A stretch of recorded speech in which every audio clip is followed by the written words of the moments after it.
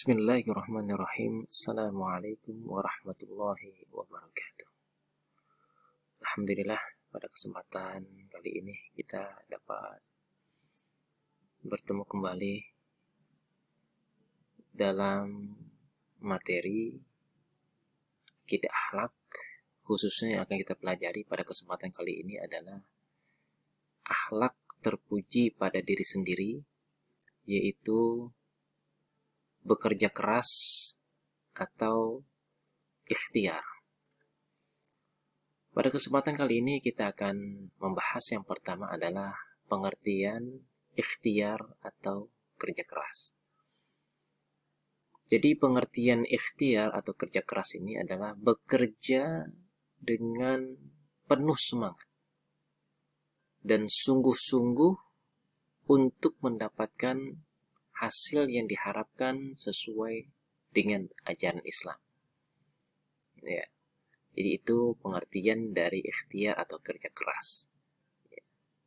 Semangat dan sungguh-sungguh. Ya. Nah, tapi bekerjanya ini harus sesuai dengan ajaran Islam. Bukan kita bekerja keras, bersungguh-sungguh, tapi tidak sesuai dengan ajaran Islam. Karena yang kita inginkan adalah kita bekerja dan mendapatkan pahala. Ya, karena bekerja itu adalah ibadah. Ibadah kalau sesuai dengan ajaran Islam. Kalau tidak sesuai dengan ajaran Islam, itu berarti bukan ibadah dan tidak ada nilai pahalanya. Di sini yang kita inginkan adalah kita bekerja keras, kita ikhtiar, tapi kita mendapatkan pahala. Nah, kalau kita ingin mendapatkan pahala, berarti kita harus bekerja sesuai dengan ajaran Islam. Nah, itu. Kemudian yang kedua adalah dalil perintah ikhtiar atau kerja keras. Nah, dalilnya cukup banyak, tetapi di sini yang akan kita jadikan sebagai dalil adalah surah Al-Jumu'ah ayat 10. Ya. Bismillahirrahmanirrahim. فَإِذَا قُضِيَتِ الصَّلَاةُ فَانْتَشِرُوا فِي الْأَرْضِ وَابْتَغُوا مِنْ فَضْلِ اللَّهِ وَاذْكُرُوا اللَّهَ كَثِيرًا لَعَلَّكُمْ تُفْلِحُونَ. Apabila telah ditunaikan sholat, maka bertebaranlah kamu sekalian di muka bumi ini, dan carilah karunia Allah, dan ingatlah Allah Subhanahu wa Ta'ala banyak-banyak supaya kamu beruntung. Jadi kita ingat kepada Allah Subhanahu wa Ta'ala harus sering-sering. Wadhkurullaha katsiran. Agar supaya apa? Supaya kita ini termasuk menjadi orang yang beruntung. Nah, ini sini. Itu dalil perintah ikhtiar atau kerja keras berdasarkan firman Allah Subhanahu wa Ta'ala dalam surah Al-Jumu'ah ayat 10. Sedangkan dalam hadis yang diriwayatkan oleh Imam Muslim dikatakan an Abi Hurairah radhiyallahu anhu marfu'an. Jadi hadis ini adalah hadis marfu'. Jadi hadis marfu' ini adalah hadis yang khusus disandarkan kepada Rasulullah SAW, baik berupa perkataan, perbuatan ataupun takrir beliau. Ya. Baik yang menyandarkannya itu sahabat, tabi'in, ataupun yang lainnya. Baik sanadnya itu bersambung ataupun terputus. Nah, di sini dikatakan al-mu'minul qawiyyu, mukmin yang kuat. Khairun wa ahabbu ilallah minal mu'minid dha'if. Wa fi kullin khairun. Ihris ala ma yanfa'uk wasta'in billah wa la ta'jiz. Wa in asabaka syai'un fala taqul law anni fa'altu kana kadza wa kadza walakin qul qadarullah wa ma syaa fa'al fa in law taftahu 'amalu syaitan. Rawahu Muslim. Artinya dari Abu Hurairah radhiyallahu an secara marfu, orang mukmin yang kuat itu lebih baik dan lebih dicintai Allah Subhanahu wa Ta'ala daripada orang mukmin yang lemah. Masing-masing memiliki sisi kebaikan. Maka fokuslah pada apa yang bermanfaat bagimu. Mintalah pertolongan kepada Allah Subhanahu wa Ta'ala, dan jangan lemah. Jika ada sesuatu yang menimpamu, maka jangan katakan, andai aku melakukan ini, maka tentu hasilnya seperti ini. Tapi ucapkanlah, ini adalah ketetapan Allah. Apa yang dikehendakinya, maka dia melakukannya. Karena kata-kata andai itu bisa membuka peluang untuk syaitan. Ini diriwayatkan oleh Imam Muslim. Nah, bila kita melihat dua dalil ini yang bersumber dari Al-Quran dan hadis Nabi, ya. Kalau dalam Al-Quran tadi disebutkan, "Fantashiru fil ardi wabtaghu min fadlillah." Jadi apabila telah ditunaikan sholat, maka bertebaranlah kalian di muka bumi ini. Perintah ini menunjukkan pengertian ibahah. Artinya boleh. Carilah ke rezeki atau karunia Allah Subhanahu wa Ta'ala, dan ingatlah Allah dengan ingat sebanyak-banyaknya supaya kalian beruntung, yakni memperoleh keberuntungan. Nah, adapun dalam hadis yang diriwayatkan oleh Imam Muslim, bahwa yang dimaksud dengan mukmin yang kuat di sini bukan dilihat dari fisiknya, tapi seorang mukmin yang kokoh keimanannya di sini. Jadi bukan fisiknya, ya.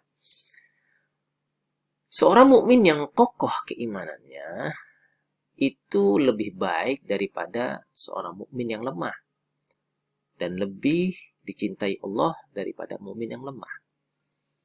Seorang mukmin yang kuat dan mukmin yang lemah, jika kualitas keimanannya sama, maka kemanfaatan mukmin yang kuat itu bisa menjangkau kepada orang lain. Sedangkan mukmin yang lemah, maka kemanfaatannya hanya untuk dirinya sendiri. Dengan neraca seperti ini, mukmin yang kuat tentu lebih utama daripada mukmin yang lemah. Namun masing-masing dari keduanya itu memiliki potensi yang baik. Ini dinyatakan agar tidak menimbulkan kesan bahwa mukmin yang lemah tidak ada kebaikan sama sekali padanya. Tetapi mukmin yang lemah memiliki kebaikan, dan tentu tidak diragukan lagi bahwa ia jauh lebih baik daripada orang kafir.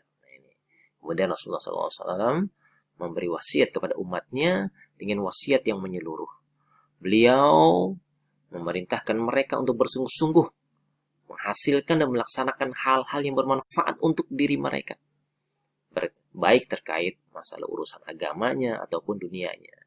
Jika kepentingan agama dan kepentingan dunia bertentangan, maka yang harus dikedepankan adalah kepentingan agama. Karena jika agamanya baik, maka dunianya pun juga ikut baik. Dan apabila urusan dunianya baik, tetapi dibarengi dengan rusaknya agama, maka lambat laun dunianya pun juga ikut hancur. Hendaklah mereka memohon pertolongan hanya kepada Allah, meskipun untuk hal yang paling remeh. Dan hendaknya mereka tidak condong untuk berhela-hela, tidak condong untuk bermalas-malasan. Beliau juga mengingatkan agar tidak berandai-andai saat tujuannya tidak sesuai dengan keinginannya, dengan berkata, andai saja saya melakukan ini, pasti hasilnya ya tidak seperti ini. Karena masalah hasil itu di luar kemampuan manusia. Seseorang harus menjalankan apa yang diperintahkan, dan Allah Subhanahu wa Ta'ala ya nanti akan menentukan hasil dari akhir pekerjaan kita. Jadi berandai-andai seperti di atas bisa membuka peluang was-was, menjadikan kita sedih, ya, penyesalan, dan menjadi gelisah. Tetapi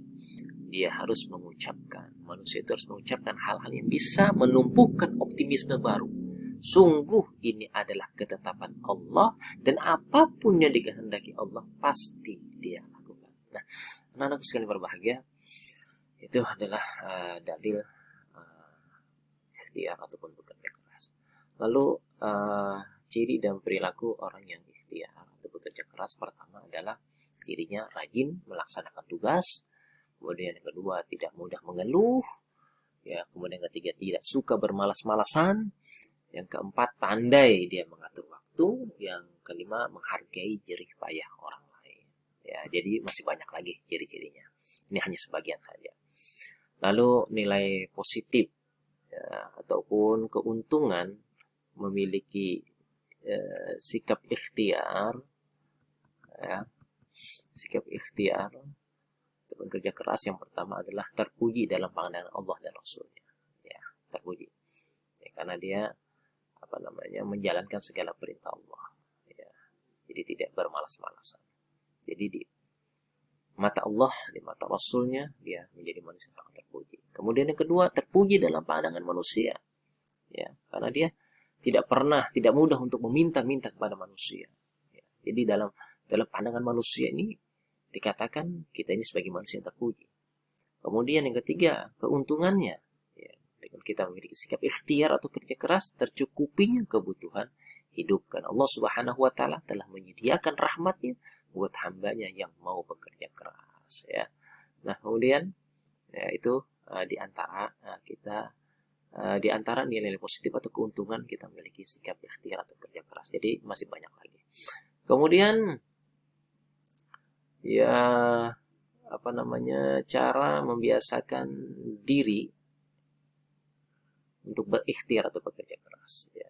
Pertama, meyakini bahwa kerja keras adalah perintah agama, maka bernilai ibadah, ya. Fa idza qudiyatis sholatu fantashiru fil ardi wabtaghu min fadlillah. Jadi ayat ini menjelaskan agar kita ini bekerja keras mencari rizki karunia Allah Subhanahu wa Ta'ala setelah kita melaksanakan ibadah, ya. Seperti dalam hadis dikatakan, i'mal li dunyaka ka'annaka ta'ishu abadan wa'mal li akhiratika ka'annaka tamutu. Jadi kalau kita bekerja untuk dunia kita, ya udah dunia. Tapi pada saat kita beribadah, waktu memanggil kita, ya, Allah Subhanahu wa Ta'ala memanggil kita, maka itu semua kita tinggalkan, ya. Jadi seakan-akan kalau kita beribadah, seakan-akan kita akan mati besok. Kalau kita bekerja untuk dunia kita, ya udah kita bekerja, ya seakan-akan kita akan hidup selamanya. Nah, kemudian yang kedua, menghindari sifat bermalas-malasan dengan cara memanfaatkan waktu luang secara baik. Ini cara kita membiasakan diri untuk bekerja keras. Jadi tidak ada waktu yang terbuang begitu saja. Kemudian Islam memuji sikap kerja keras dan mencela meminta-minta serta menggantungkan nasib kepada orang lain. Ya, ini cara kita membiasakan diri kita. Ya. Jadi jadilah kita seorang mukmin yang kuat, bukan seorang mukmin yang lemah. Jadi lemah di sini bukan dari segi fisiknya, tapi yang dilihat dari kokohnya keimanan seseorang. Nah, anak-anak yang berbahagia, ya mungkin ini saja yang dapat Bapak sampaikan, ya, dalam materi kita pada kesempatan kali ini, yaitu akhlak terpuji pada diri sendiri, khususnya dalam masalah ikhtiar atau bekerja keras. Mudah-mudahan mudah-mudahan kita semua menjadi orang yang mau berikhtiar, mau bekerja keras, dan nantinya kita betul-betul menjadi seorang mukmin yang kuat. Insya Allah kita akan menjadi manusia yang sukses. Sukses di dunia, sukses di akhirat.